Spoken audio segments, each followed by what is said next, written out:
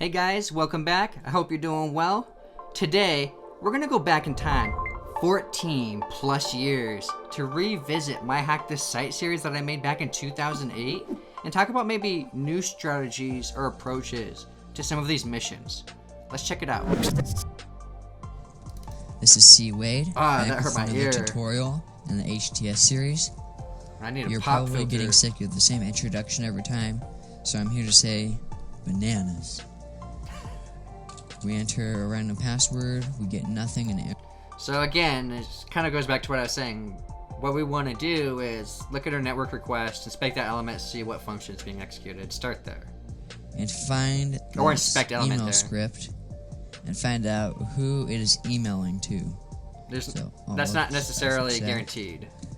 The find about is bananas. I came prepared. Which is used to specify which email host it is sending to. So, yeah, most of that's not going to be done in JavaScript.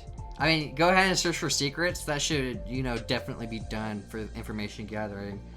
But realistically, don't expect this scenario out in the wild too often that you don't see it. And if you do see it, you're going to exploit it in a different way than what we do here. Yeah, a hidden input field with the value of the target email address. And then that's going to post to a PHP page. That doesn't really make much sense. Why would anyone do that? I mean, I guess we ask ourselves that question a lot in life when it comes to anything, right? So, okay, that's fine. This is all just about the exercise. We need to take the script. So this isn't a script. Back into. Like, I just heard my basset hound in the background shaking and splashing his boogers everywhere. I missed that dog. He's my best friend. Knowing that, HTTP. I think when I got older, I don't know. Some things I became a little less patient with. I'm pretty patient with other people. Sometimes I'm impatient with myself. I'm just wanting to get to the point. Talk about absolute versus relative. That's really what it boils down to. So in the form action value right there, if you just have like what we had there, mission/basic4 level4.php, that's a relative path, meaning the form is gonna post, or if our methods post, then it's gonna post to that path relative to the current URL that you're at. Whereas if you prefix to that action attribute value, a protocol and subdomain domain, that's gonna be an absolute path.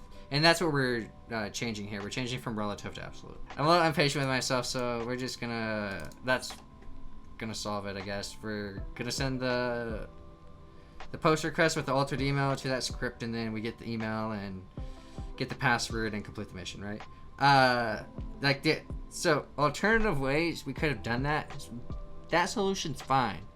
Alternatively, you can right-click the form and inspect element and find that hidden field, and then just double click the value and put your email in there and then go hit the submit button.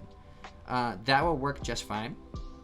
Maybe, back in the day, 2008 or whatever, I think I was using Firefox there. It wasn't like built in with that functionality.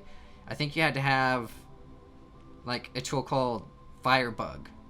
Yeah, you OGs out there know what I'm talking about. Go look into Firebug. So Firebug was an option then. And alternatively, since we're posting somewhere, we could capture that net request and copy the curl and then edit, what we post in that curl and execute the curl, in Bash on command line or with a tool like Postman if you want to GUI. So let's step into Basic 5.